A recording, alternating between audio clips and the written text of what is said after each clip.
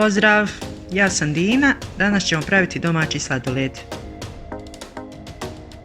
Za domaći sladoled potrebni su nam 3 decilitra mlijeka, 4 jaja, 1 čaša pavlake, 6 velikih kašika šećera, 1 šlag krema i 1 šlag pjena.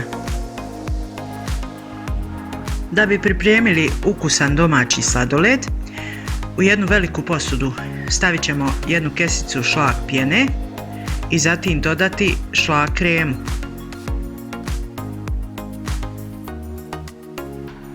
Zatim ćemo dodati 5 kašika šećera i 3 decilitra mlijeka.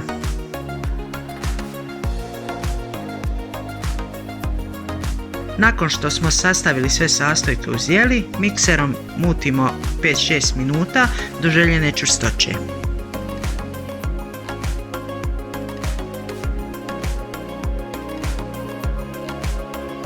Prva smjesa je pripremljena. U drugu posudu stavljamo 4 jaja koja dobro izmutimo.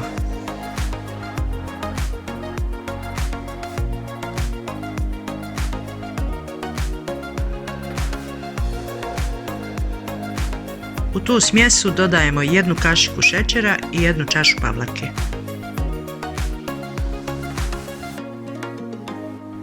Sastojke koje smo dodali, jaja, šećer i pavlaku, mutimo 2-3 minute.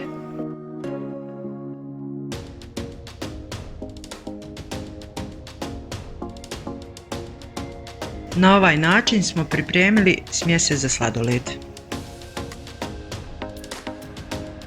Smjesu koju smo sada dobili sipamo u prvu posudu.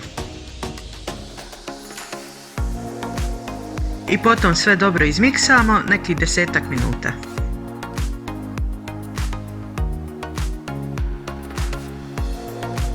Smjesu koju smo dobili sipamo u već pripremljene posude.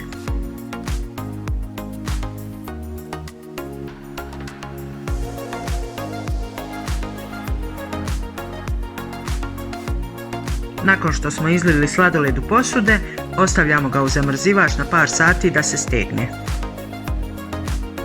Imate moju preporuku za ovaj fantastičan sladoled.